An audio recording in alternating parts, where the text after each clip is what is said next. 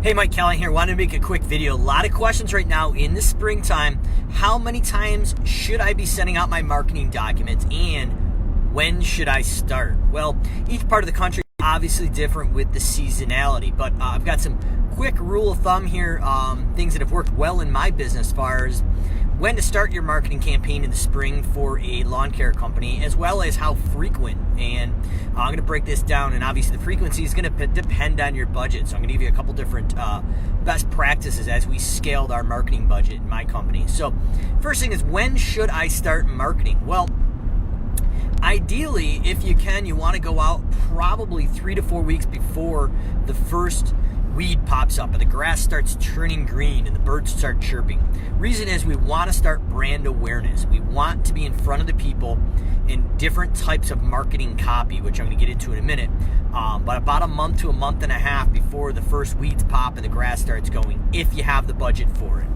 And the reason is, we want brand awareness because people are going to need to see your ad 2, 3, 4 times before they start to actually engage with it and recognize it. So if you have the budget, I'm reckoning between a month to a month and a half before the season starts, and we're going to be dropping to the same exact addresses and potential clients every week for potentially 9 weeks. Now, if you have a marketing budget for 9 to 12 weeks, that's probably the best results that we've seen. And we're going to be starting about a month to a month and a half for those first weeds pop and the grass is there. That's spring urgency. Now, if you don't have the budget to go out 9 to 12 weeks consecutively to the same people, what I'm recommending is figure out when the weeds first start to pop or the grass starts to turn green, and there's that absolute chaos when your phones just absolutely blow up overnight and it's impossible to even answer the phone as quick as it's ringing. So figure out what that looks like this season if it hasn't happened. If it has happened, jump on it now. But you want to drop those marketing copies, whether it's hard copy, print, or Facebook, right when those first weeds pop and that pain point's there and people are looking for that Band-Aid, and you've got it. So ideally, if you've got the marketing budget for 9 to 12 weeks, I recommend about a month to a month and a half for the season warms up and start dropping it on them. And now, obviously, it's a little bit different in the Northeast versus some of the other markets in the country. So, you got to use the judgment in your market. But if we can go out amongst 3 different types of marketing campaigns, doesn't matter if it's flyers, Facebook, whatever that is, what we've found is the alternating medium that we use it in the copy. So the first one is long copy text, that Dan Kennedy style. So if you've never heard of Dan Kennedy, recommend Googling the gentleman. He is the founder of written marketing copy, but his long text speaks to a buying habit, a way people to buy. They're educating them through that long copy. The other one is going to be ballpark pricing. And the biggest objection is, well, if I put ballpark pricing on a flyer, my competitors are going to know what I'm charging.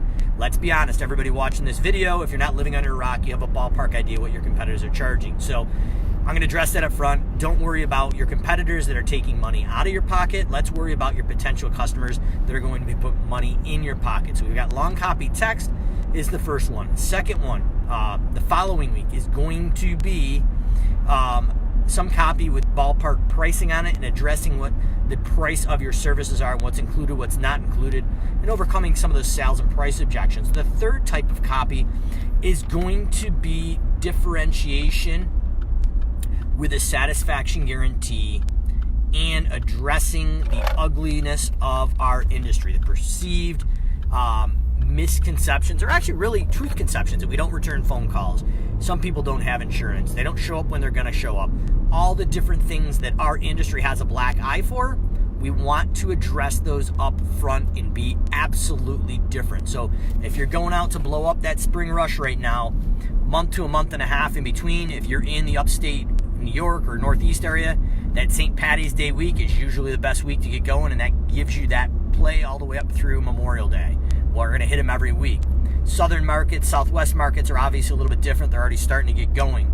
But the idea is, if you have the budget, 9 to 12 weeks consistently to the same exact people.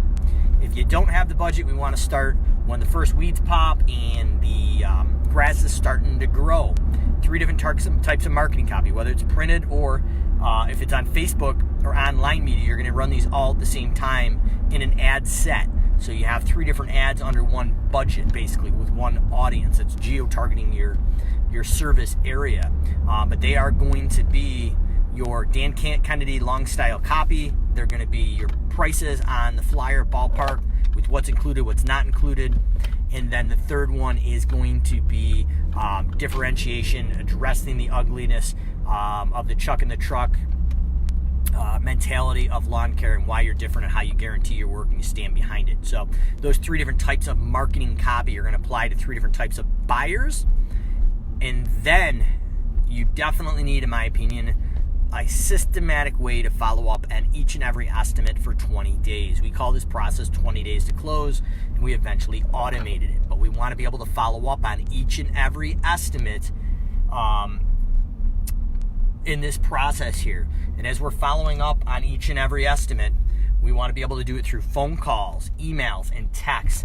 Once again, you're starting to see there's 3 different mediums that we're following up on. So if they're only following up via email or text or phone call, you're not doing it. So 5 or more touches closes 80% of the sales. So we need to come to the table with multiple different mediums to follow up on these estimates. So we're dropping our marketing when that first weed pops, the grass pops, whatever that is. If our budget is not going to allow us to go out a little bit farther. If our budget allows it, let's go out about a month to a month and a half and just every week hit the same exact people with 9 to 12 rotating versions of the marketing copy. This frequency is going to drive brand awareness, and then when the pain hits, they're going to call you because you're right there in your top of frame of mind. And if they're an early adopter, that early adopter is going to get you a jump on your competition. Now, if you're in the Northeast where we do have some snow, it is not uncommon, and I have seen it, between $40,000 to $100,000 in a marketing budget, literally wasted in a weekend. You drop all your marketing, you drop $40,000, or in some cases I've seen $100,000 in one massive marketing drop for every door direct mailing or postcards. And the next day it snows and it's completely wasted. So what I'm recommending is, no matter where you are in the country, don't fall victim to some of the things that I've seen in my market and other Northeast markets, is if you put all your eggs in one basket and go for one big blast of marketing across your whole entire area, that's like Russian roulette. Don't do it, because the problem is, whether it's raining or it's snowing or it's just not sunny out, psychologically these buyers might not be ready. So we need to spread out the risk and go and market over a wider time span. So I'd rather see you hit 10,000 people 4 times than 40,000 people once. So figure out what your budget is and hammer down on it consistently, at least 3 to 5 times. In my market, we were going between 9 and 12 times, and that's what's going to drive that consistency and get that phone to ring. And the biggest mistake after that is A, not answering the phone, and B, not having a automated or at least a process with accountability to follow up on each and every estimate. Because the biggest thing I hear on these Facebook groups is, oh, I can't grow my business because I've got low baller competition and they're the cheapest guys and they're winning all the work. I'll be honest with you, yes, that happens. But I think what the biggest problem is, and I thought that in the early days, and I couldn't get out of my own way, is the people that were winning the lion's share of the work weren't the cheapest in town. They were actually probably the most expensive after we figured out what they were charging through some competitive analysis. But what they were doing, and they were doing consistently, is following up on each estimate 5 or more times. So if you're not doing that, which I'm guessing a lot of people are not, because I wasn't in the early days, you're leaving 80% of the sales of your market on the table. So if your competitor down the street is crushing you and you think it's due to low prices, think again. My guess is if they're successful and they've been around for a while, they're following up consistent on each and every estimate. So marketing timing, yes, and frequency. After you make that investment, answer your phones, which seems completely obvious. Return the estimate requests off your website. Statistically right now, 85% of all forms or estimate requests filled out on a website in the service industry right now are not being answered. So it's not only enough to go out and do that, but we also need to go out and take care of that. So any comments or questions, drop below, and we'll talk to you soon.